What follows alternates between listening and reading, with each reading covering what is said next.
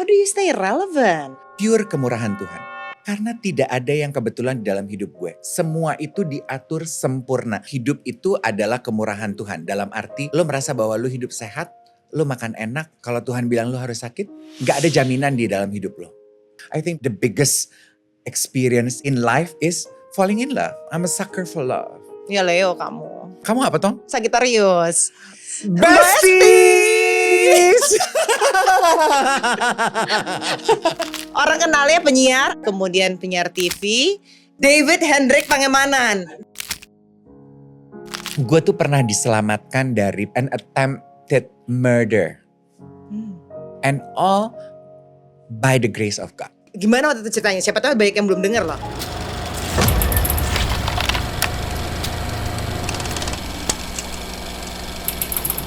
Welcome to Uncensored Dave Hendrik.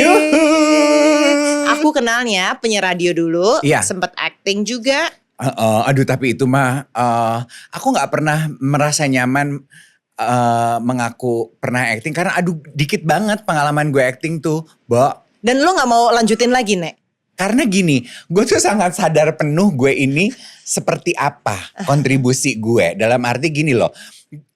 This is me, this is who I am. Gue tuh mau berakting jadi apa sih? Gue disuruh acting jadi laki-laki macho seperti Primus Yustisio, Jeremy Thomas, Ferry Salim. Tuh gue gak bisa. Tapi gue dikasih peran-peran feminim, disuruh jadi emon, jadi desainer yang pakai boa, kerja di salon. Gue tersinggung. Nah terus kan lo mau jadi apa bro? Gitu kan orang. Bener gak? Jadi dead end udahlah karir gue.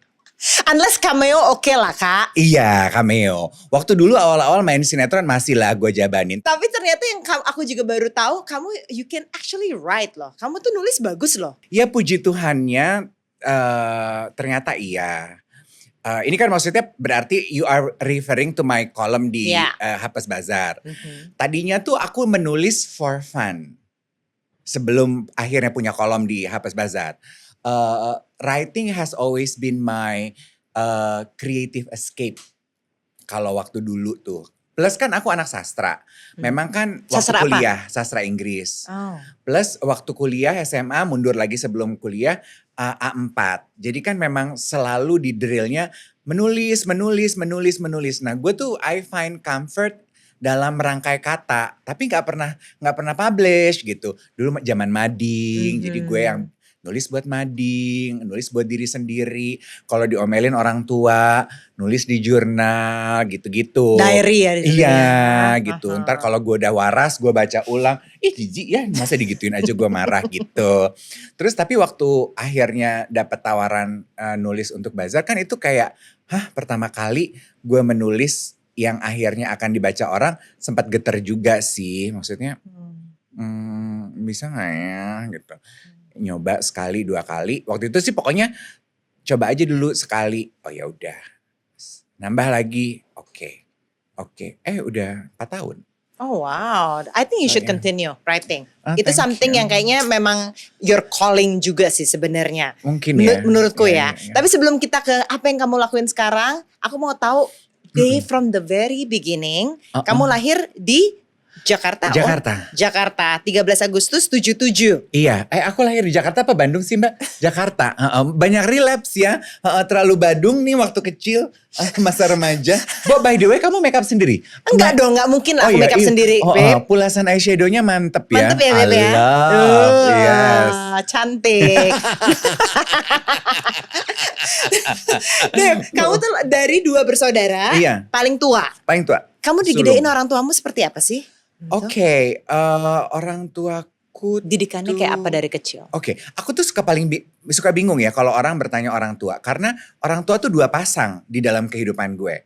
My real mom and dad, yang aku kenal a short brief of my childhood. Karena orang tuaku meninggal saat aku usia 4 SD. Jadi pendek banget, itu mamaku. Papaku udah lebih dulu dari itu. Kayaknya papaku tuh aku TK, dia udah gak ada. Jadi I have no recollection of my father, biological father actually. Selain dari lihat foto-foto aja. Kalau memori tuh gak ada sisanya Nek. Sakingku udah masih kecil banget dia udah gak ada. Kalau mama kandung ya single mother, dia kerja, ya tiger mom lah ya, galak banget. She demands a lot from us. Orang Manado? Iya, Ambon mamaku. Oh, Ambon, oke. Ambon putih tapi. Jadi memang nggak pernah dimanja lah gitu. Tough aja gitu. Dan selalu ditinggal-tinggal kan karena harus kerja. Jadi mandiri. Nah ketika mamaku meninggal, aku diurus oleh kakek nenekku, papi mami. Dari sisi papa. Nah karena udah tua kan, namanya kakek nenek, ngasuh kita cucu. Age gapnya jauh. Ya. Usia produktif mereka kan juga udah diperpanjang hanya karena mau ngurus kita. Jadi mereka juga menuntut kemandirian dari kita gitu. Harus bisa mengurus diri. Jadi in short, masa kecilku tuh aku memang dididik untuk bisa mengurus diri sendiri from a very early age. Dari 4 SD itu? Ngurusin adik kamu juga gak? Akhirnya. Ketika aku SMP itu udah pindah ke Jakarta sama mami papi. Ketika mama papa udah gak ada. Udah dibiasain tuh. Jadi mulai dari bayar listrik, bayar air. Kan gak kayak zaman sekarang ya Kak. Tinggal buka aplikasi semua naninut. Kalau dulu kan kita ke kantor pos. Ke kantor ini, ke kantor itu. Aku udah dibiasain, udah dididik. Karena yang aku ingat dulu mami papiku yang adalah kakek nenekku bilang, we are much older than you guys. Kalau semua berjalan sesuai dengan urutan hidup, kita yang akan duluan dipanggil Tuhan. Jadi kalau kita gak ada, kalian harus bisa ngurus diri nih. Karena kalian udah gak punya orang tua gitu. Jadi ya aku udah biasa gitu. Jadi tapi untungnya ketika when finally the time comes gitu, ya I know what to do. Aku udah tahu mesti ngapain. Meaning ketika mereka akhirnya meninggal. Tutup usia. Tahun berapa tuh? 2002. 2000. Oh tahun 2000, meninggalnya 2000. Berarti kamu udah dewasa banget lah. Iya, udah kerja, udah kuliah. Oh wow. Terus adik kamu gimana?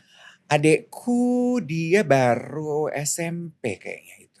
Jadi kamu dong yang yang take care. Take care. Meaning yang kayak bener-bener cari kerja buat adik tuh? Iya. Wow. Iya. Karena sebetulnya gue juga udah mulai, aku kan kuliah. Aku tuh mulai kerja semester 1 aku kuliah. Karena alasannya dulu, jadi papiku itu waktu gue diterima di UI, dia bilang, "Oke, congratulations," gitu. FYI, gue hanya bisa menyekolahkan lu maksimal 2 semester. Karena waktu itu 1 semester tuh 500.000, 460 sekian lah gitu. Gue cuman akan nyanguin lo 2 semester ya. Berarti kalau if you want to continue kan kuliah harus 4 tahun. Lo harus 1 cari beasiswa, 2 atau kerja sendiri gitu. Tapi gue bekelin lo 2 semester. So lo punya waktu lah to get the hang of everything. Oke, gitu. Jadi gue udah dari semester 1 tuh udah tahu gue mesti ngapain. Gue cari beasiswa, yang akhirnya gue dapat beasiswa. Terus juga mulai, zaman dulu kan kerja kan jadi LO tuh senior gue. Terus zaman dulu kan masih casting sinetron. Kan itu kayaknya easy money ya. Ya gue ikut alur aja gitu. Terus diajakin ngelamar yuk siaran di radio. Hayu kita berame-rame gitu. Nah itu awal perkenalan aku dengan dunia radio tuh itu. Tapi kamu pernah gak selama kamu sama mami papi tuh ngerasa susah? Secara ekonomi? Nah itu lucu ya. Merasa susah secara ekonomi. I mean I know that we are not rich gitu ya. Berasa lah in comparison kepada teman-teman aku. Tapi gak pernah berasa hidup susah gitu. Susah dalam arti secara emotional state itu aku gak merasa hidupku susah gitu. Tetap aja riang gembira gitu. Kayak full of laughter gitu. Makan tuh tercukupi. Karena kan hidup dari gaji pensiunan Nek. Nah kala itu mungkin uang pensiunan masih cukup ya. Tapi kan kita juga gak punya iPhone 16 ya waktu itu ya. Gak ada Instagram Beb yang membandingkan diri sama kehidupan lu anak-anak yang nongkrongnya di Ashta ya. Iya kan? Ulang tahun pesta di KFC aja udah kayaknya mewah gitu. So ya gitu. Tidak kaya tapi berkecukupan gitu. Oh, ada nggak ketika kamu lagi itu menjalani sama mami papi, kayak you promise yourself kalau apa, you wanna have a better life nantinya atau apa? Ada nggak kayak keinginan seperti itu? Enggak loh. Serius?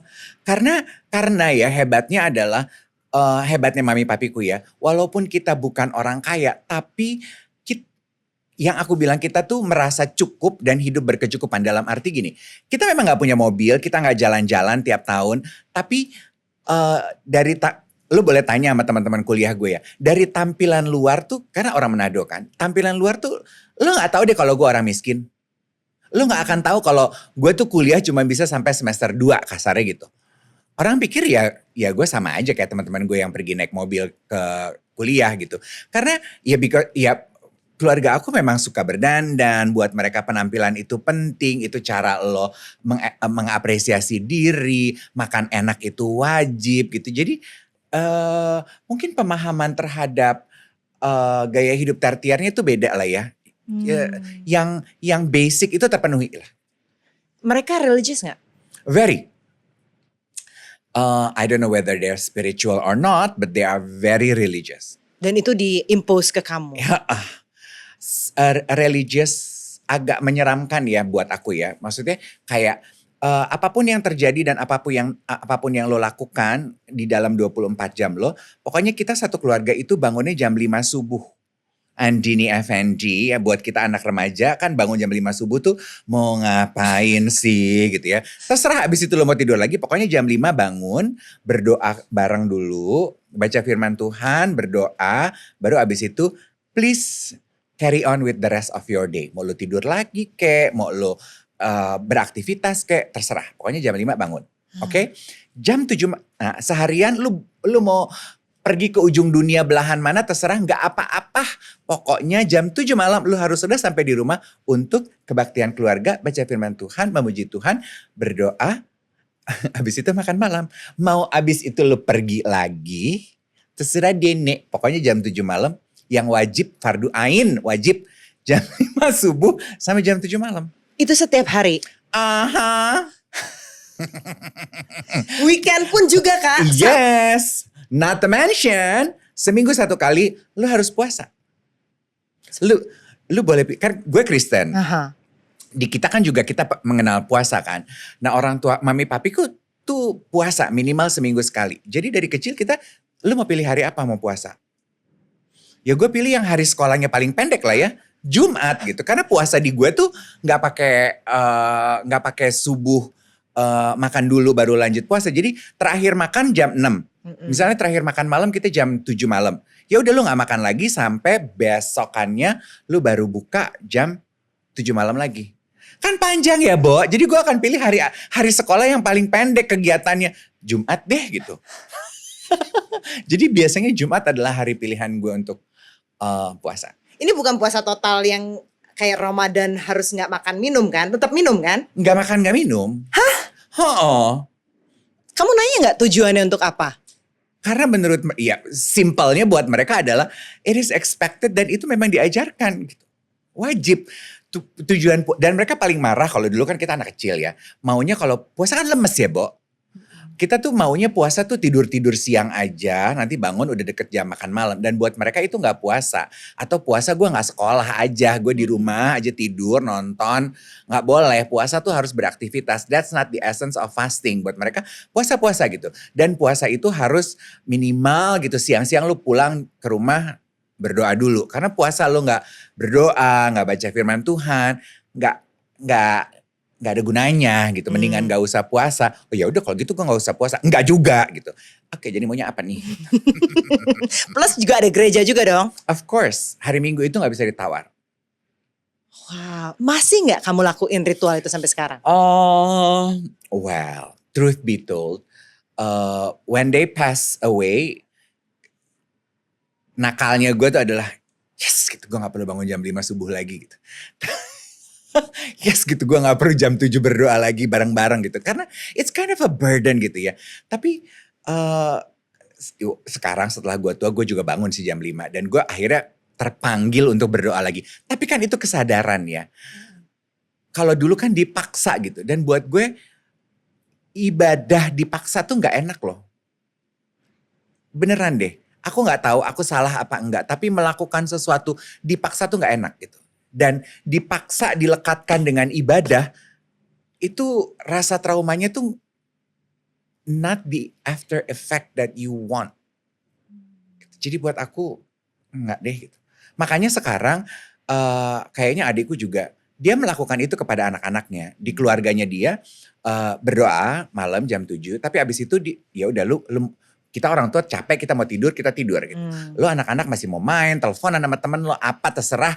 Tapi yang penting udah berdoa. Tapi bangun subuh berdoa enggak. Gereja masih? Gereja masih. Puasa? Puasa tidak. Gereja masih, tapi lucunya adalah sekarang ini ponakan-ponakan aku yang udah remaja lah ya. Mereka yang malah memaksa kita manusia-manusia dewasa di rumah untuk harus gereja tiap minggu. Karena kadang kita, apalagi aku ya, Sabtunya gue masih kerja, misalnya gue wedding sampai jam 11 gitu. Besok paginya mesti bangun jam 5 tuh kan agak beban ya gitu. Aduh boleh gak sih minggu ini gue gak gereja aja gitu ya. Entah ponakan, yang ngomel tuh anak-anak gitu. Ponakan-ponakan gue, gereja lah Pi gitu. Cuma 1 jam juga kok gitu. Ya udah deh gitu. Karena kita gak pernah paksa. Menurut aku ya, bedanya orang tua aku yang kolonial dengan kehidupan sekarang ya. Dan kayaknya juga anak sekarang juga udah gak bisa ya dipaksa. Iyalah udah gak mau, pasti dia akan lebih kritikal kan. Nanyain kan. Kalau kamu tuh jadi kayak your spiritual journey sekarang gimana setelah mengalami that imposed culture ya. Sekarang like what is your relationship with God I guess? Yes. Kalau ditanya am I religious? Maybe I'm not. Tergantung kacamatanya. Tapi if the question am I spiritual? I am. Karena gue percaya on the higher being. Gue percaya hidup gue itu diatur oleh Tuhan. Gue menyerahkan hidup dan matiku. Tujuan hidup gue itu semua jelas. Itu tidak bisa ditawar. Mungkin benar, mungkin salah. This is who I am. Gak ada yang gue alter. Jadi kalau ada orang yang bilang, alah di rumah belum tentu dia bertindak tanduk seperti itu. Enggak. Kalau gue apa yang lo lihat di luar rumah sama apa yang lo lihat di dalam rumah sama. Apa yang lo lihat gue bersama teman-teman gue dan saat gue bersama keluarga gue sama persis. Cara gue berdandan di luar gereja dan di dalam gereja pun sama. Gak ada yang gue edit, gak ada yang gue filter. This is who I am. Having said that, mungkin lo bisa mendebat gini, tapi kan di agama gak bisa loh laki-laki begitu. Well, itu tafsir lo. Tafsir gue berbeda. Gue pernah bilang dalam satu wawancara dan itu kayaknya dijadikan bumerang gitu ya. Penerimaan Tuhan terhadap gue tuh tidak pernah meragukan hal itu. Dan gak ada manusia manapun di dunia ini yang bisa menggoyahkan iman gue terhadap hal itu. Gue yakin seyakin-yakinnya Tuhan gue menerima gue apa adanya gue. Itu gue yakin. Itu I 100% believe. No, nothing a human being on this earth can say yang akan menggoyahkan rasa percaya gue terhadap hal itu. Apa momentum kamu akhirnya bisa kayak yakin, confident with yourself? Good question. Karena satu, sebagaimana kalian heteroseksual, gue gak memilih loh. Ini bukan pilihan. Ini tuh kalau bercandaan anak sekarang gini, kembali ke settingan pabrik Kak. Cuy, dari pabriknya udah begini. Jadi gue mengiyakan bercandaan lo, balik ke settingan pabrik. Lah ini dari pabrik begini, mau apa lo? Gak ada yang gue tweak.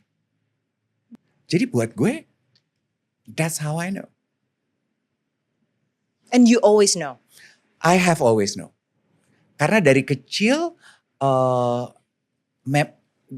again setiap orang beda-beda ya. Ada orang yang later on baru found out. Kalau gue enggak. Dari kecil, crystal clear from the get-go. Kalau lo lihat foto-foto gue masa kecil itu, I play with dolls, not cars. Dan kalau ditanya gini, orang tua gue tahu apa enggak? Well, they let me play with dolls. Ini mami papi? dan mama papa. Go figure. Gue itu zaman dulu kan ya, tas sekolah gue tuh warnanya pink. Dan gue diberikan pilihan. Dan orang tua gue membiarkan. Berarti kan penerimaan. Mungkin ya, kenapa gue akhirnya menjadi pribadi yang very secure. Karena di rumah itu gue mengalami penerimaan yang yakin gitu. Gue tuh gak ada tuh emptiness yang gue cari gitu. Karena di rumah gue tuh fulfilled. Mungkin ya, I don't know. Itu mungkin prayersnya mami papi juga kali ya? Could be. Gue tuh merasa penuh gitu kayak tadi gitu ya, balik ke pertanyaan lo. Hidup lo kan gak kaya, tapi lo rasa susah apa enggak? Enggak tuh. Demikian juga dengan perasaan batin gitu ya. Gue tuh selalu merasa bahwa gue tuh kaya. Batinku dan ragaku. Gitu. Jadi kamu gak pernah ngerasa intimidated with your personality, with your like apapun lah itu, being gay itu kamu tuh gak pernah ngerasa itu bikin kamu gak pede? Enggak. Really? Even di kerjaan pun? Nah, waktu masuk dunia pekerjaan itu sempat aku mengalami rasa, oh my God, ternyata orang seperti gue itu gak ada tempatnya ya. Ini penyiar radio nih ya? Iya, karena kan pekerjaan pertama aku sebetulnya ya siaran radio itu gitu. I was so secured of myself waktu hari pertama aku kerja, kan wawancara HRD tuh. Aku langsung bilang gini, dulu HRD ku namanya Mbak Endang. Aku bilang gini, Mbak Endang, tapi aku mau loh kerja jadi penyiar radio tuh, tapi satu hal yang gak bisa ditawar. Aku bilang. 2 hal sih actually.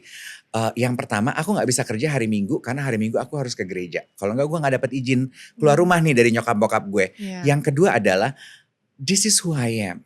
Lo gak bisa minta gue untuk menjadi orang lain. If you guys cannot accept me, kita gak jodoh. Oh my God, dan ini kamu umurnya masih berapa waktu itu? Itu berarti gue... Belasan dong Kak? Iya, tahun pertama kuliah loh. Lah. 18 maybe? Iya, segituan. Oh my God. Karena gue tuh tahu gue gak bisa menjadi orang lain, Bo. Wow. Gitu. Terus si Mbak Endang ini gimana? Cuman ketawa. Iya. Yang itu sih nanti kayaknya, ya untuk yang itu kayaknya kelihatan kok gitu. Nah, nanti diobrolin aja sama station manajernya. Udah. Keterima akhirnya? Diterima ketika akhirnya ngobrol sama station manager, aku juga bilang begitu. Aku bilang sama Mbak Endang, aku diapain aja mau, tapi satu yang aku gak mau ditawar. Kepribadian gue, cara gue membawakan diri, this is who I am. Gue gak bisa jadi orang lain. Okay, we hire you because of that. Okay. Well, that was easy dong. Iya, betul. Well, mau dibilang easy is an understatement lah ya. Easy di awalnya aja. Tapi kan ada kerikil-kerikil along the way ya. Yeah. Bahwa gak semua pendengar ternyata bisa. And ini kan tahun 97 ya, Andini Effendi, di mana dunia tidak seprogress sekarang gitu. Penerimaan orang juga tidak seprogress sekarang gitu. I still need to alter myself gitu. Sampai gue tuh dipanggil sama station manager, kita nggak mau merubah kepribadian lo, tapi kita minta lo ibarat volume tuh lo harus bisa nyetel. Kadang bisa lo gedein, kadang lo kecilin gitu. Ada yang perlu di highlight, ada yang gak perlu di highlight. Gue gak bilang disembunyikan loh gitu. Dulu bahasa station manager gue itu. Nah gue tuh belajar. Terus kemudian gue berkenalan dengan karir di TV lagi. Ya kan? Duduk begini gak boleh loh. Yeah. Dulu waktu pertama kali gue training, cause it is considered feminine gitu. Terus gue kan bicara banyak menggerakkan tangan. Dan itu kan bahasa tubuh perempuan ya. Jadi dulu awal-awal gue terbiasa untuk duduk, tangan gue dipaku Bo gitu. Kayak di lem gitu. Baju juga dipilihin gitu. Gak boleh terlalu begini, warna gak boleh begini, rambut begini, makeup begini, begitu. Pokoknya itu adalah adjustment yang harus aku lakukan. Walaupun aku dikasih taunya, yang kita alter itu packaging lo. Tapi dalamnya gak kita apa-apain kok. Oke, gue pegang janji lo yang itu ya. Selama dalamnya gak lo apa-apain, casingnya doang yang lo ganti-ganti, boleh. Have fun mengganti casing gue. Selama dalamnya gak lo apa-apain. Itu tuh perjanjian mati gue dengan siapapun yang meng-hire gue. Pernah gak kamu dalam perjalanan karirmu akhirnya harus, ya itu ada orang yang mungkin nggak bisa terima your packaging and everything, terus dia akhirnya ya berkonflik gitu denganmu. Ada beberapa kayak itu juga sebetulnya akhirnya kenapa mungkin aku merasa bahwa I don't think acting is my forte atau my field gitu ya. Beberapa tuh dulu tawaran sinetron, udah tahu gue tampilannya begini ya, tapi bisa kali gitu. Akhirnya tengah-tengah gue bilang gini, kayaknya gue bukan talent yang tepat untuk bisa mengerjakan lo. Dan ideologi gue tuh kuat banget gitu ya. I know who I am, I know my value. Gue kalau if I commit to something, I will commit 100%. Kalau gue rasa nggak bisa, mendingan lu cari orang lain. Gue tuh clear deh gitu. Karena gue nggak pernah mau bullshit atau menjanjikan sesuatu yang nggak bisa gue deliver. Hebat ya, tapi yang aku juga hebat adalah kamu tuh sering jadi MC wedding for heterosexual couple. Yes, of course. Nih ya, well kalau lu tahu gue ya, gue ini kan gaptek. Gue tuh udahlah gue nggak suka teknologi, gue nggak menikmati nguliknya gitu. Tapi klien gue puluhan tahun itu perusahaan-perusahaan IT. Dan lu percaya nggak, gue tuh bisa jualan laptop, tablet, PC without I even know and liking what I sell. Tapi mereka fine-fine aja. Pokoknya gue di training sebelum event, sebelum launching, gue bisa tuh nge-MC, memperkenalkan, conduct the seminar, conduct the event. Abis itu gue lupa lagi karena gue gak suka. I don't even use it. Same with wedding. There you go. Tapi ya, in all fairness gitu ya. Kalau weddings tuh, ya kan cuma beda preference aja gitu.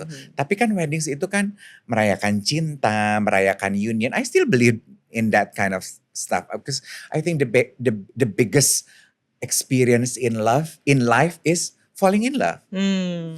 Aku tuh I'm a sucker for love. Ya Leo kamu. Oh iya, kamu apa toh? Sagittarius. Besties! Fire and fire. Iya. Sagittarius kan juga kan pemuja Banget. cinta kan. Cuma bedanya Sagittarius ekspresif, Leo kayaknya jangan terlalu dikasih lihat, ya kan. Padahal aslinya mah sama. Aslinya sama, wow, yeah. And then I always amazed ya sama kamu ya Dave. Aku ngeliat kamu dari kamu tuh, aku tahu kamu siaran radio mungkin pas aku masih SMA, lulus SMA gitu, which is benar 97-an kan. Terus kamu masih eksis sampai sekarang, Babe. Iya, itu juga kemurahan Tuhan sih. How do you stay relevant? Itu yang aku bilang, makanya aku percaya bahwa hidup aku itu, makanya itu yang kenapa tadi ini kembali ya, menguntai semua yang menjadi keyakinan aku. Kalau bisa sih lo yakin lo begini adalah ciptaan Tuhan? Karena tidak ada yang kebetulan di dalam hidup gue. Semua itu diatur sempurna. Kalau bukan karena dia sayang sama gue, ya apa, Bo? Gue tanya coba, ya apa? Kayak, how do you stay relevant? Itu adalah kemurahan Tuhan buat aku. Sekarang gini deh, Andini Effendi, jujur-jujuran. Gue cakep-cakep banget? Enggak. Gue berbakat banget? Enggak. Maksudnya masih banyak orang yang jauh lebih berbakat dari gue. Sekarang udah turun semua. Yang lebih muda banyak, Bo. Ya kan? Apa? Yang lebih lucu udah pasti banyak gitu. Bahwasannya gue masih terima pekerjaan dengan honor yang cukup bersaing, gak bikin malu lah gitu. Pure kemurahan Tuhan. Tuhan selalu memberikan dorongan apa yang harus gue lakukan di perjalanan karir gue tepat pada waktunya. Pernah gak kamu tapi ngerasa kayak, wah ini lagi berat nih karir Ya. nih? Ada Babe kayak Ada. gitu? Kapan itu? Mungkin 10 tahun lalu ya. Oke. Itu tuh fase dimana aku kan tahun ini 38. Yes, tepat. Oke. Kayak plateau aja everything in life gitu. Itu adalah masa dimana gue udah nggak punya program televisi, belum hidup zaman digital, itu baru mau peralihan musim sosial media. Karena tawaran televisi yang masuk ke aku tuh kok kayaknya gue coba untuk kerjain tapi gue nggak terpanggil, gue nggak bisa. Dan kan gue orangnya nggak bisa gitu melakukan sesuatu yang gue nggak all in gitu. Gue bilang sama manajer gue nggak bisa mbak ngerjainnya. Lo nggak apa-apa kan kalau akhirnya gue mundur aja? Ya nggak apa-apa, mundur aja. Dan itu zero nada, nggak ada apa-apa tuh dalam kehidupan gue. MC off air masih gitu, tapi kan kayak nggak ada validasi. Orang pasti mikirnya, apa sih kegiatan lo sekarang? Nggak pernah ada di televisi. Dan waktu itu sedang tidak siaran di radio. Itu juga masa vakum gue di radio. Jadi asli nothingness lah gitu. Aduh gue mau ngapain ya hidup gue. Kok basi banget sih. Kayak berasa dead end banget. Nah itu. Terus kemudian gue kenalan dengan Twitter. Nah itu masa-masanya awal-awal Twitter. Ya udah deh gitu gue main itu. Di situ gue mulai berkenalan. Oh ini toh yang namanya social media. Oh ternyata kita sekarang bisa punya panggung ya. Nggak perlu media konvensional yang gue tahu dulu. Radio, televisi. Gue bisa nih dengan sosial media. Itu sebetulnya my first taste of digital platform. Halo teman-teman, terima kasih banyak sudah nonton Uncensored with Andini Effendi di channel Cauldron Content. Nah, kita masih lihat banyak banget nih yang belum subscribe. So, please subscribe. Dan kalau kalian benar-benar suka dengan kontennya, episodenya, atau channelnya, please like dan juga share with your loved ones or siapapun. Thank you so much. Twitter itu kan tulisan loh padahal. Iya. Oh my God. Di Twitter itu sebetulnya kita mulai punya duit. Maksudnya yang orang zaman sekarang bilang menjual community. Itu gue waktu pertama kali Twitter. Oh ya? Gue belum musim orang jualan community. Gue itu udah punya beberapa klien. Kita keliling-keliling kota besar Indonesia. Jualan komunitas Diary Dave yang hanya based on Twitter. Isinya apa? Ngumpulin orang di tiap kota 10, 50 sampai 100.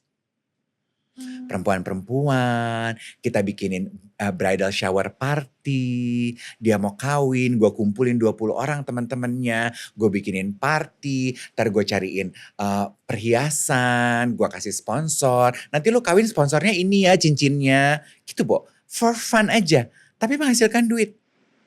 Dan yang kamu tweet tuh apa pada saat itu? Life stories. Memang merayakan hidup bersama-sama. This is how I celebrate my life. And it resonate to a lot of people apparently back then. Kita tuh ngerjain itu di Twitter berapa lama ya Mbak? 3-4 tahun ya? Sebelum akhirnya kenalan sama Instagram. Wow, dan masih nih kamu lakuin sampai sekarang? Brandnya itu jadi tetap melekat punya gue Diary Dave. Tapi aktivasi itu udah gak kita kerjain. Waktu pindah ke Instagram kan visual ya. Mainannya udah beda lagi tuh. Tapi brand Diary Dave itu yang kita bawa ke podcast, kita bawa ke radio. Waktu di Cosmo kan akhirnya mau siaran yuk di Cosmo, pengen punya acaranya apa judulnya? Diary Dave aja karena gue memang membesarkan itu. Oke, makanya waktu nulis di Bazar pengen bikin kolomnya apa ya Dave? Diary Dave aja karena it's mine gitu. Iya. Gitu. Jadi emang semuanya tuh emang ada cikal bakalnya sebenarnya. Yes gitu. Dan dulu tuh gak mikir harus dimonetize gitu. Enggak Bo. Because I like it gitu. It's pure art. It comes from the heart. Walaupun sebenarnya lagi susah juga. Iya. Tapi purely, makanya Iwat bilang, sekarang kan gue partneran kerja sama Iwat. Iwat tuh kalau lagi mentok gitu diskusi sama gue. Lu tuh seniman. Gue akan bilang ini emang. Lu tuh gak bisa banget, lu seniman. Emang, gue bilang gini. Gue tuh ngapa-ngapain harus dari hati, Wet. Gitu. Kalau hati gue gak kena, I cannot. Gitu. Oke, gitu. Dari dulu begitu mainannya. Tapi ya lo lihat gue gak jadi sultan makanya. Tapi stay relevant. Kalau sultan tuh ada masanya loh, Beb. Oh iya benar. Iya benar. Iya betul. Ya, well being relevant itu juga ya. Kayak sekarang kan tadi aku bilang itu semua kasih karunia Tuhan. Kayak sekarang gitu. Mainan TikTok terus punya podcast terus itu juga akhirnya jadi tap in kepada younger generation gitu. Itu juga nggak disengaja, Bo. Ide itu tuh sama sekali tidak disengaja. Semua terjadi begitu organik gitu. Lu mau ngomongin apa? YouTube gitu. Berusaha cari duit dari YouTube. Gue udah pernah cobain, Bo. Ini tidak bermaksud menyombongkan diri ya. Maaf gitu ya kalau ada yang tersinggung. Tapi purely enggak. Saya ngomongin diri saya, nyontohin diri saya yang gagal. Jadi gue nih mentertawakan diri gue. Lo mau ngomongin apa? YouTube. Sebelum artis nyobain YouTuber. Gue udah nyobain, Bo. Sebelum artis kemana-mana bawa videografer. Gue udah nyobain sama orang kantor gue. Gue udah keluar duit tuh, buang duit bikin YouTube. Berhasil apa enggak? Dan gue kan orangnya gitu. Cobain. Oke yuk cobain. Buang duit. Oke yuk buang duit. Berapa lama kita mau kerjain? Kantor kan yang spend duit. 2-3 tahun kali ya. Kalau 2-3 tahun gak fruitful, kita berhenti. Oke, 2-3 tahun gak fruitful, berhenti. Ngapain gue kerjain? Jadi gue udah pernah tuh fase YouTube gak berhasil. Podcast udah pernah gue cobain. Oke, gue ngotot pengen banget punya Diary Dave kan. Itu dari siaran di radio gue jadiin podcast. Lempar ke YouTube, lempar ke digital platform. Berhasil apa enggak? Kalau gue bilang gak berhasil kayaknya mengecilkan kerja keras tim yang terlibat. Tapi gak meledak, gak meletup gitu. Dan akhirnya ya udah gitu. Meh aja gitu. Ada gitu yang tahu podcast Diary Dave? Ya paling tamu-tamu aja yang gue undang. Aku tahu kok, tadi aku cek. Iya, tapi kan ya kan nggak barely made it lah gitu. Jadi podcast oke, udah pernah gue cobain, nggak ada yang meletup juga. Nah kok giliran siaran di TikTok sama Iwet, orang tahu itu oh kamu podcaster ya, iya yang suka siaran di TikTok.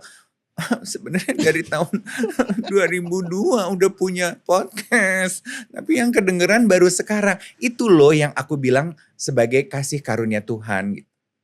Wow. Kalau dibilang gampang perjalanannya, ya lu pikirin aja gue mulai podcastan 2002 baru dikenal sekarang. Gampang apa enggak? Go figure.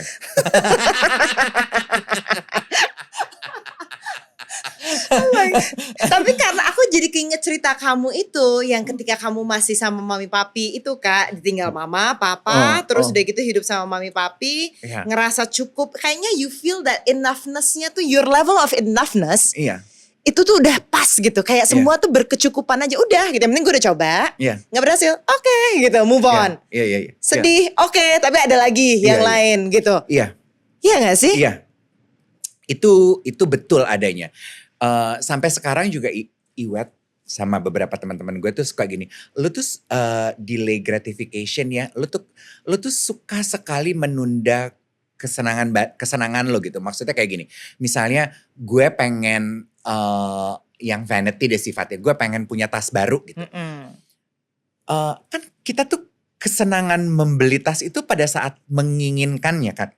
Begitu udah dibeli, keinginannya rasa senangnya sirna kan. Jadi walaupun gue sudah mampu, gue akan menunda selama mungkin proses untuk bisa membeli. Karena gue tahu begitu udah kebeli, gue udah gak, happiness-nya udah berkurang. Kalau teman-teman gue kan pengen usaha untuk bisa beli, buru-buru beli, habis itu feel good about themselves. Gue enggak, pengen usahanya gue perpanjang selama mungkin, belum tentu gue beli juga akhirnya. Karena begitu udah keinginannya panjang-panjangnya, akhirnya gak terlalu pengen ya Nek, pakai yang tas lama aja deh gitu. Jadi cukup dalam hidup gue itu bare minimum lah mungkin buat banyak orang.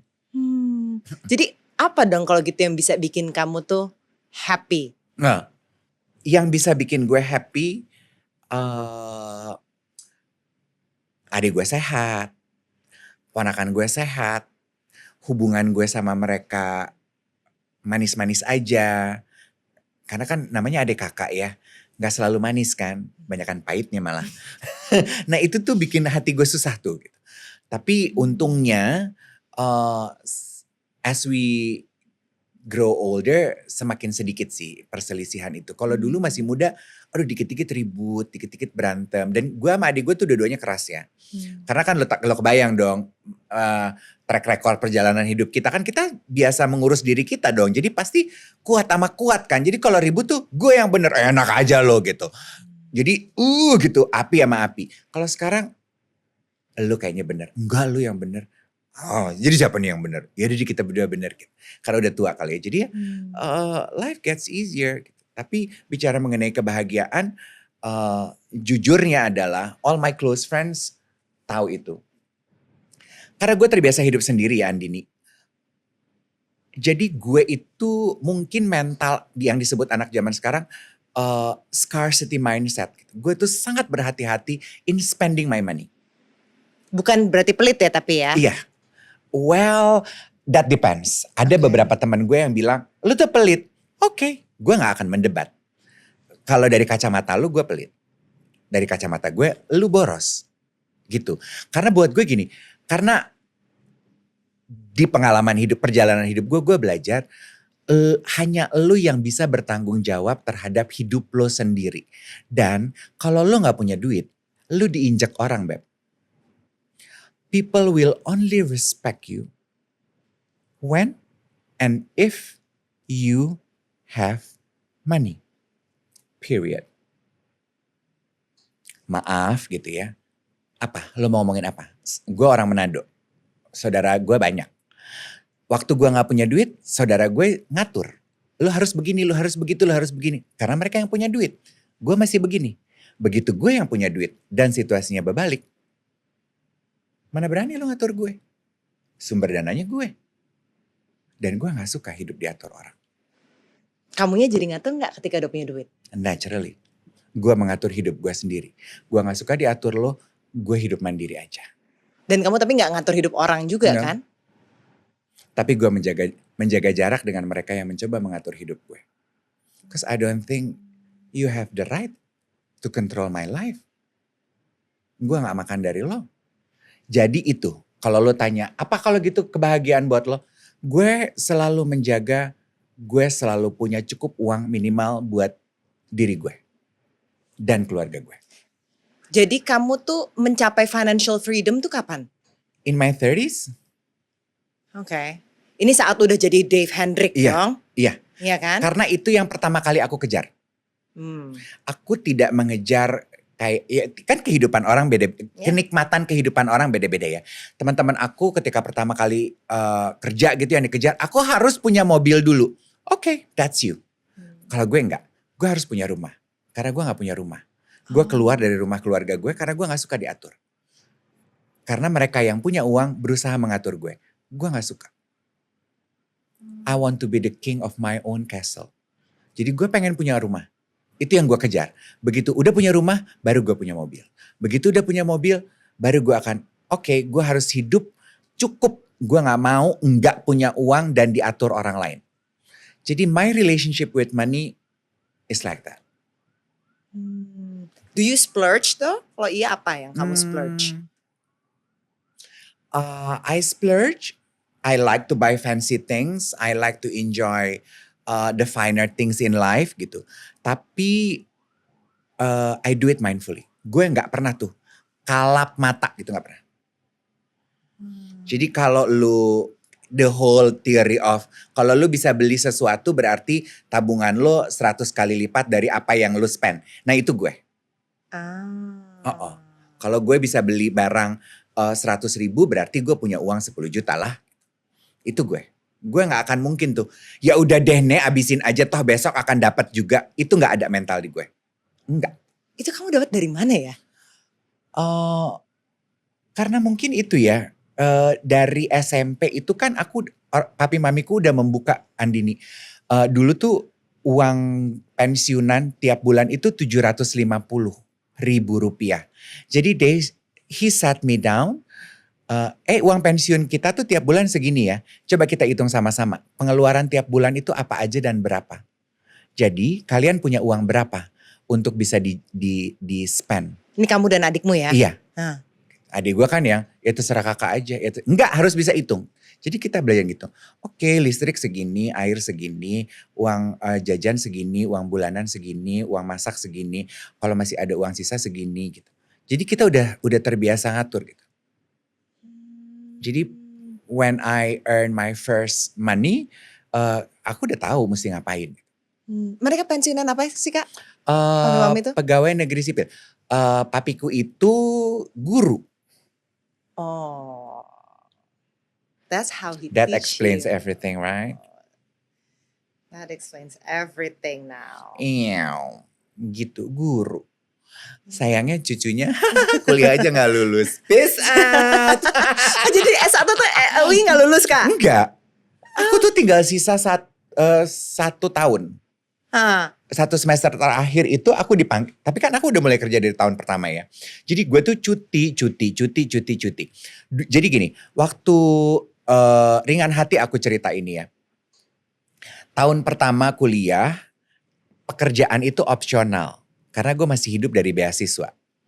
Tapi at the back of my head aku tuh gini, gue juga pengen dong ngerasain kerja dan punya duit.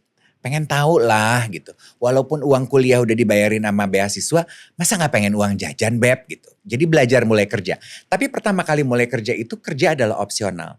Waktu mami meninggal, papi meninggal, pekerjaan itu udah bukan opsional. Karena gue tuh hidup udah bukan cuma buat gue doang. Gue ada adik gue.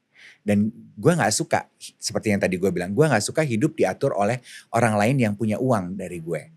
Jadi gue harus kerja, gue harus punya uang. So working is not it's not optional. Gue bilang, gue dipanggil dekan gue, mau gimana nih David, jatah lo tinggal setahun lagi.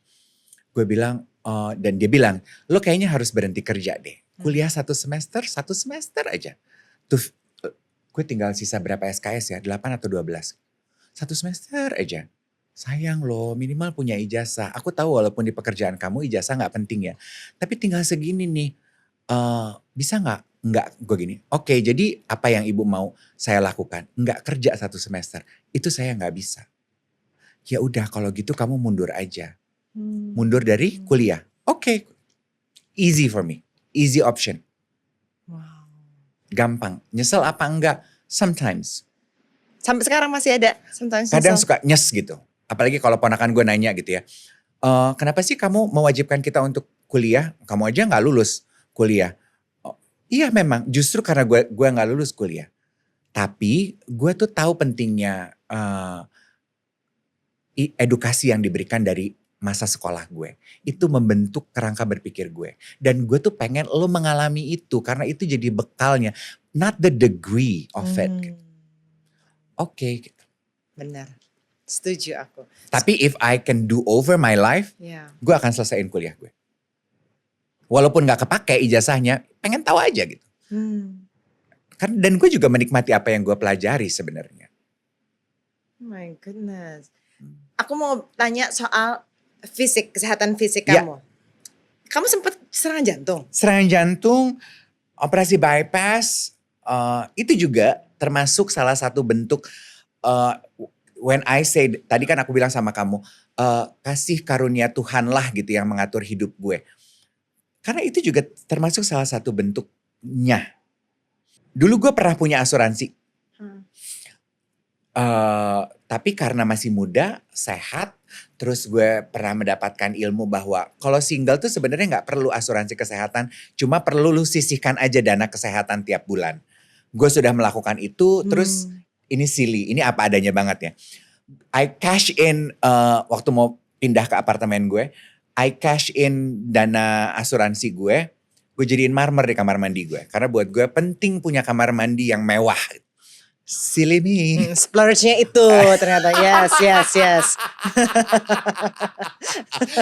Hanya untuk didengarkan dan ditertawakan, tidak untuk ditiru. Ya, just to give an example bahwa gue nih human gitu, nggak duduk di teratai juga, bego hidup gue. Anyway gitu, gue gak punya asuransi. Terus, dan gue feel fine. Gue merasa hidup gue sehat. Gue olahraga, karena gue obesitas, gue sudah terbiasa menjaga makan.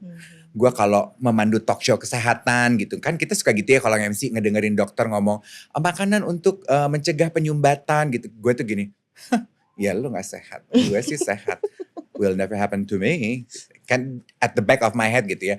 Gue akan hidup sehat. Gue kalau nge-MC BCA tuh dulu bawa nasabah prioritas tahun sekali ke Singapura. Medical check up. Gue tuh akan ya medical check up aja gue. Ya gue udah pasti sehat bro. Udahlah muda gaya hidup gue prima. Ya pasti sehat lah say. Sedikit koki gitu ya. Terus teman gue pacarnya gabung jadi agen asuransi.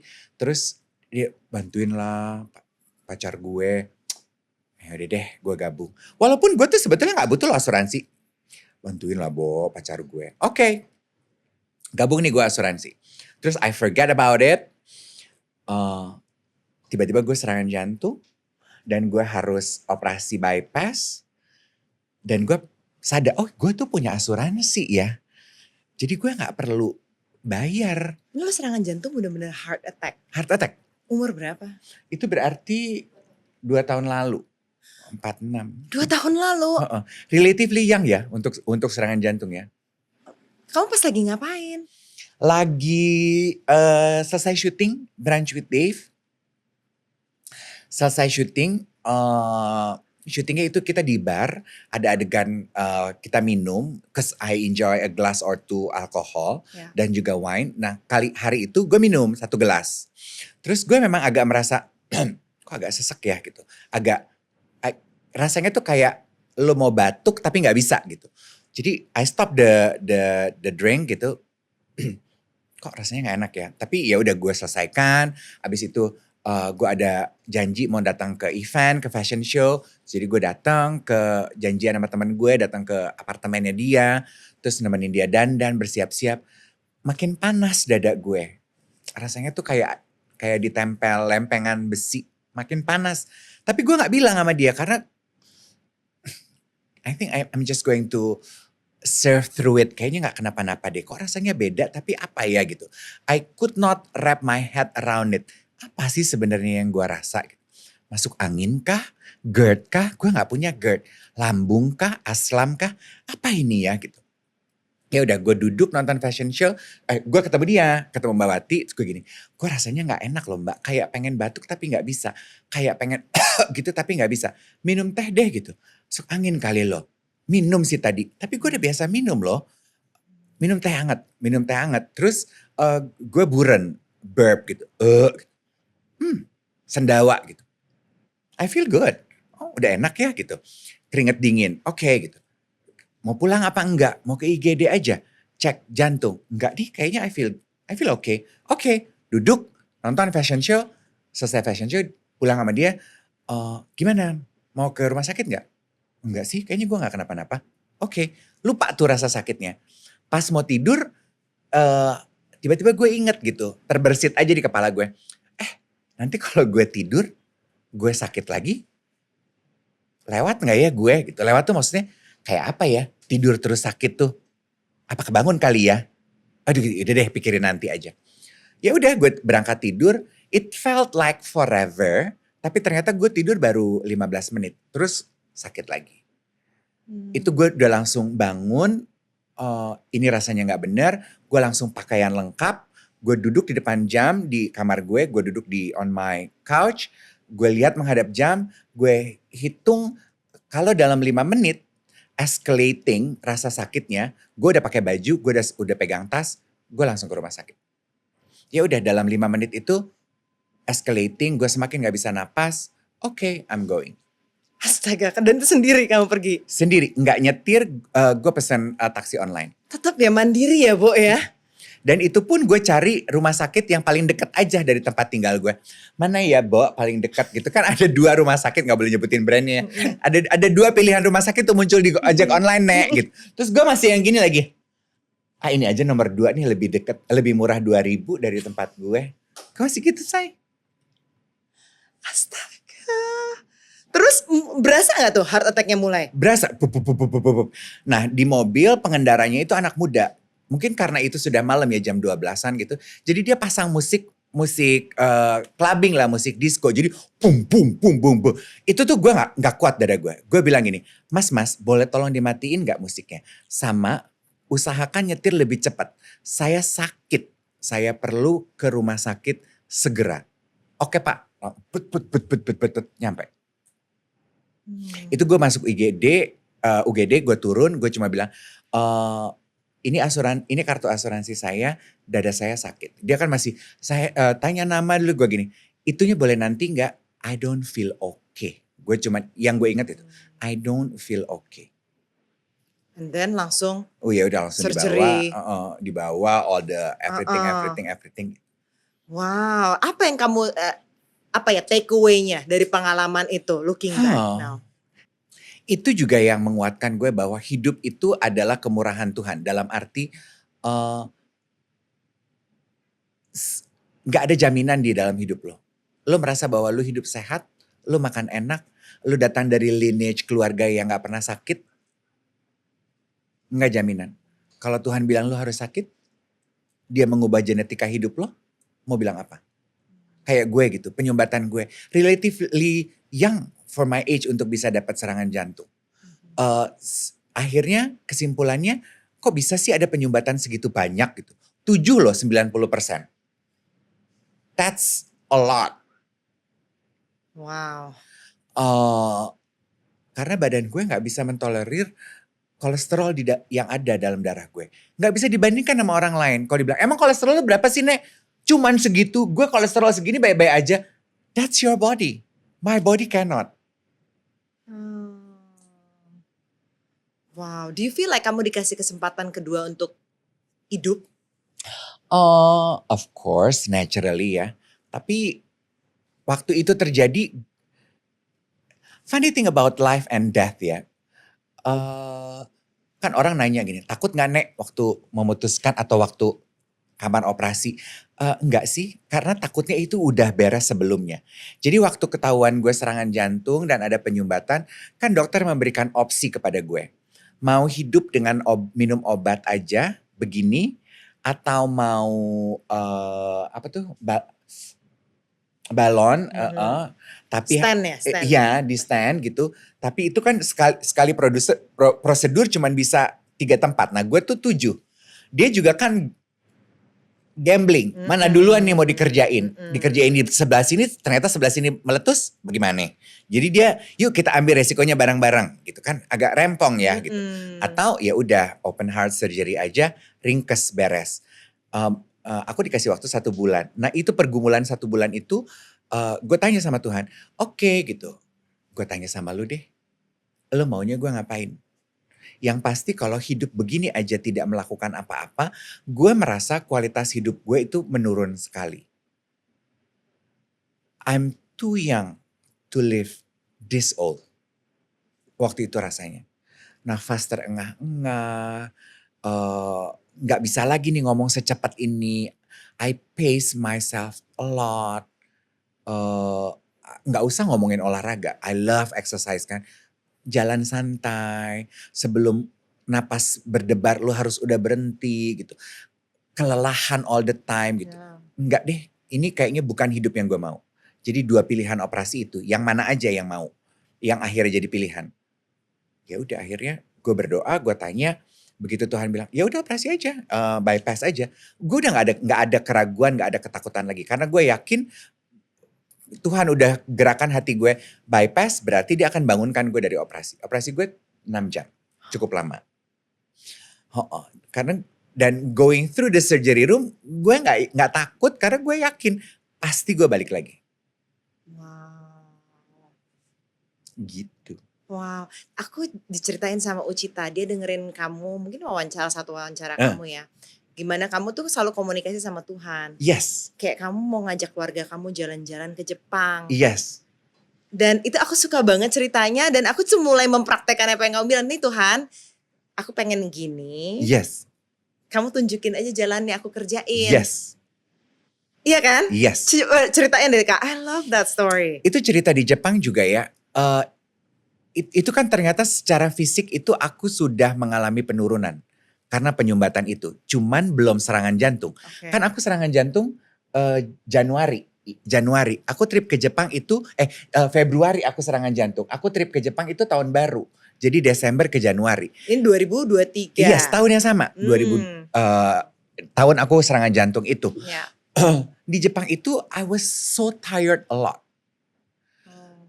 Manajerku tuh sampai gini, tumben loh selelah ini. Gue pikir old age. Gue pikir, anjir masa sih gue tua gitu. Tapi ada satu momen yang itu juga menurut aku Tuhan bicara di hati gue gitu. Gue tuh gak suka rides, atraksi. Gue gak suka. Memang gak suka aja. Satu, gue gak menikmatinya. Ponakan gue udah tahu.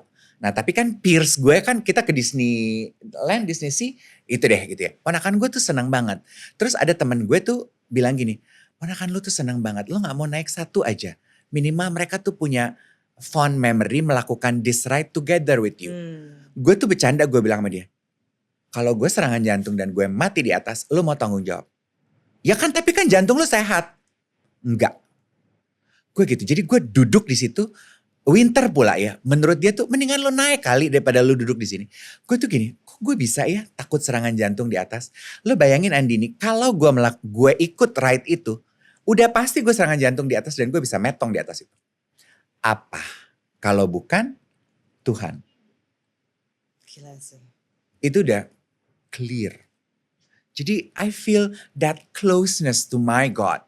Hubungan gue sama dia itu, makanya nggak ada manusia yang dengan tafsir agamanya gitu ya, yang pintar-pintar itu yang bisa menawar gitu kedekatan gue sama Tuhan gue. Nggak ada, Bo. No. Not only you have a healthy relationship with money, but also with God. Yes. Iya loh, beneran. Kalau menurut kamu pas kamu lagi operasi mulai tarik-tarik muka, Tuhan gimana? Ngomongin oplas aja, Iya. gue tuh nanya loh sama Tuhan. Gimana coba? Tuhan, aku tuh, teman-teman aku operasi plastik. Hasilnya bagus. Do you think I need facelift? Kalau Tuhan setuju gue mau facelift, Tuhan yang kasih ya endorsementnya. Kasih nih banyak. Terus gue gini, gue bingung banyak banget nih. Ada tawaran endorsement. Yang mana ya Tuhan? Plus lo tahu kan, gue nih my health condition nih begini ya. Jadi yang mana ya? Should I do it or not? Kalau Tuhan mau gue mengerjakan itu, permulus semua jalannya. Mulus.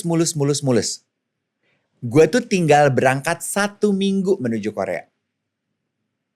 Tiba-tiba dibatalin, Bo.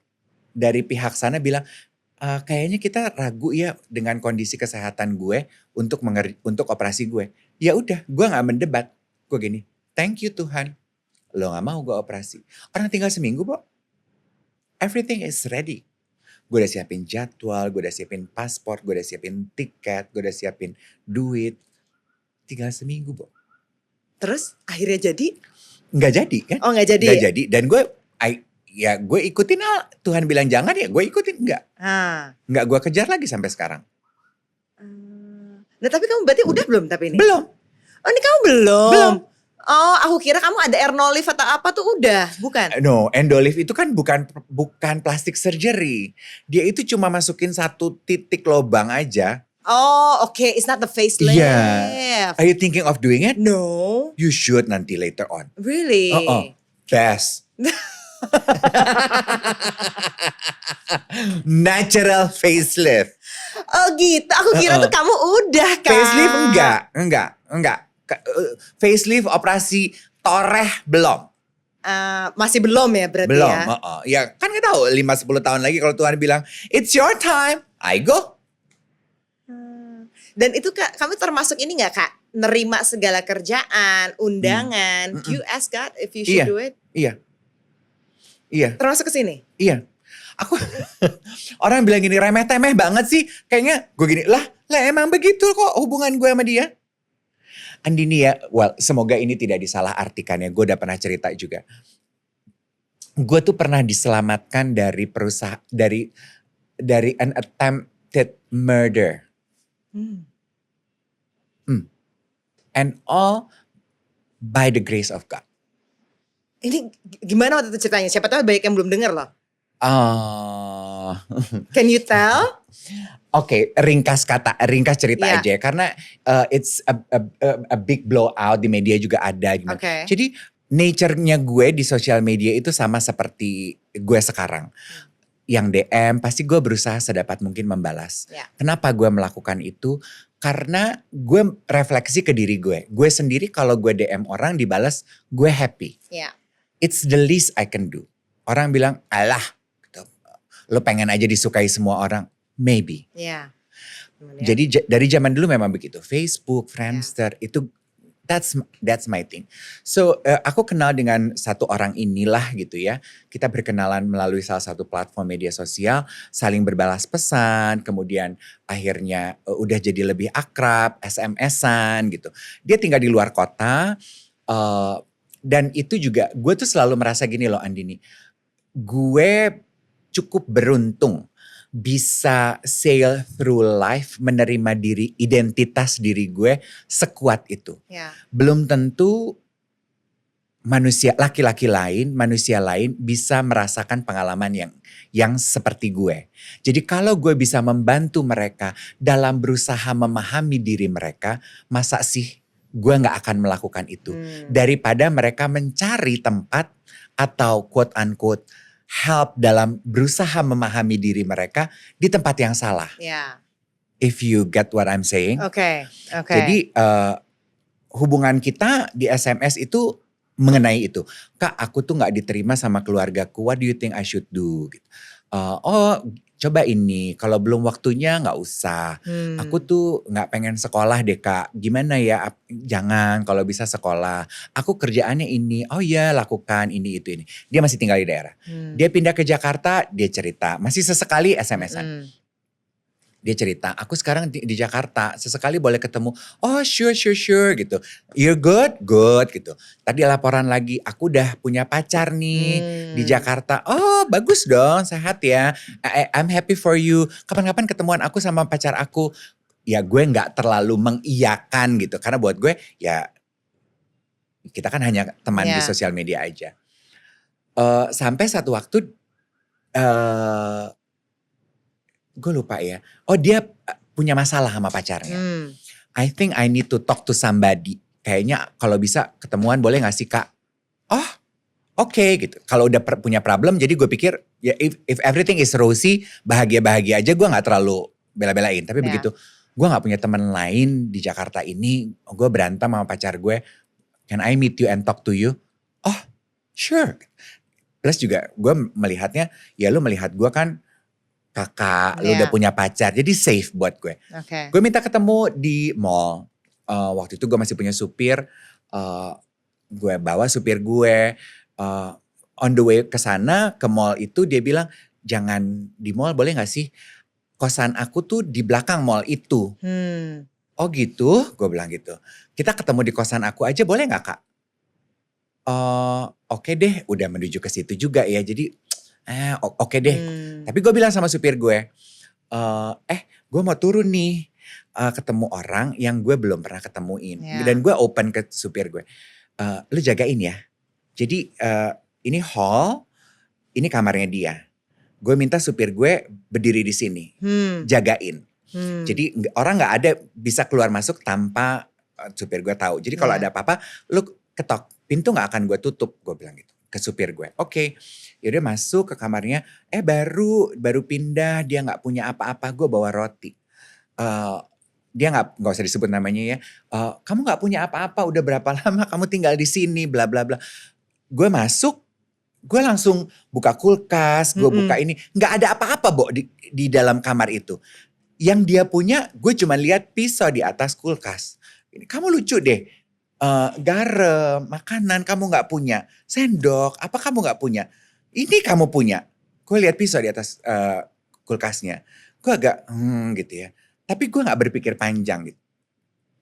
Ya udah dia cerita lah gitu ya. Long story short, dia cerita mengenai hubungan sama pacarnya, bla bla bla. Terus dia mau tutup pintu, dia tutup horden. Gue gini, aduh jangan, dibuka aja nanti gak enak loh kalau ada apa-apa. Plus kamu bilang kamu punya pacar. Nanti, tapi kan aku lagi berantem dan pacar aku lagi di tempat kerjanya. Jangan deh, gue bilang gitu. Jangan. Gue ngomong begitu, pintu kamar kita digedor. Dor. Gue pikir supir gue dong. Gue buka, gak ada nih supir gue. Gue panggil supir gue di ujung jalan. No, lu yang ngegedor kamar? Enggak mas. Siapa yang ngegedor ya? Enggak tahu. Oke. Gue udah mulai gitu ya. Gue gini, gue sebut nama orang yang pemilik kamar itu. Udah biar buka aja deh pintunya. I don't feel comfortable kalau ditutup-tutup. Aku pulang loh. Cerita kamu gak selesai nanti. Jadi buka aja. Gue berdiri di pintu, gue udah gak duduk. Gak lama dari itu pacarnya datang. Diperkenalkan, ini loh kakak aku di Jakarta. Blablabla. Tapi gue udah uneasy lah ya gitu. I feel uneasy gitu. Ya udah gue tuntaskan aja, socially nice aja, gue pamit. Deh bye, nice to see you ya, bye. Udah I forget about that. Di mobil gue tanya sama supir gue, tadi bukan lo yang ngegedor itu pintu kamar? Bukan mas, ngapain aku bohong? Ada orang lewat? Enggak ada orang lewat juga, baru sih yang itu yang terakhir itu. Oh itu pacarnya, ya baru orang itu aja lewat. Oke, udah pulang. Gue lupa lah itu ya. 2 minggu kemudian Mbak Wati lagi nih. Udah lihat TV? Belum. Udah baca koran? Belum. Dikasih koran. Dulu kan koran masih a big tinggal. Orang tersebut ditangkap atas tuduhan pembunuhan. Serial killer. Dan orang yang gue temui itu termasuk salah satu korban yang akhirnya membongkar apa yang terjadi. Jadi gue kan langsung duduk, gue diem. Oh my God. Again, ini kan pengalaman pribadi aku. Gak ada yang bisa menceritakannya dari kacamata yang berbeda but me. Jadi kalau lo mau mendebat, ala lo lebay. Mungkin. Tapi itu yang gue rasakan dan gue alami. Gila, you're saved by God. Apa kalau bukan saved by grace? Dan, ya, lo tahu apa? Dan ketika kasus itu terbongkar, nama-nama selebriti yang terlibat sama dia, itu kan semua muncul ke permukaan. Hanya satu nama yang enggak pernah muncul ke permukaan. My name. Gue tuh cuman gini ke Tuhan, aduh Tuhan Yesus, kalau bukan lu yang menyelamatkan nama gue dari ini semua, enggak mungkin. Because he spill everything on the news. Dia pernah dekat sama ini, pernah dekat sama itu. All but my name. Amazing, right? Amazing. Makanya gue percaya hidup itu, kalau lu punya kedekatan itu, ya gitu deh. Kamu tahu gak kenapa akhirnya aku reach out? Bun-bun tim aku reach out ke kamu. Aku tuh lagi gini. Ini aku tuh pengen ya supaya season ini tuh lebih meaningful. Siapa yang aku mau undang? Not just a celebrity tapi story-nya tuh bisa kena buat semua orang. Udah lewat gitu aja sorenya, malamnya aku ke fashion show-nya Sebastian Gunawan. Siapa yang aku lihat? Oh, kita di pojokan itu. Di pojokan dan kita foto. The only foto aku ada sama orang yang aku kenal. Dari malam itu hanya sama kamu. Oh. That was the sign from God supaya kita untuk ketemu and finally have this chat. Jadi I'm so grateful, Kak. Thank you so much. Iya. Oh, berarti kamu juga termasuk tipe orang yang percaya bahwa Tuhan tuh menjawab doa, memberikan melalui sign from people you meet, iya kan? From everything. Iya, karena aku percaya kita harus minta. Iya. And then you'll receive. Iya. So thank you so much for this gift. A pleasure. Of sharing your energy. Thank you. A pleasure. Oh my God, aku kira tuh kamu udah facelift. Belanda.